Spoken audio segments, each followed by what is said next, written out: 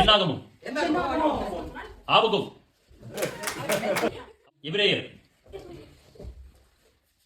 லேவியராகமம், பீலமோன், எஸ்ரா, நெகேமியா, அப்போஸ்தலர் நடவடிக்கைகள்,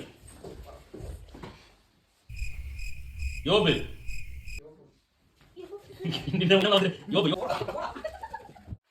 1 தீமோத்தேயு, ஆகாய், 1 யோவான், 1 நாளாகமம், தானியேல்,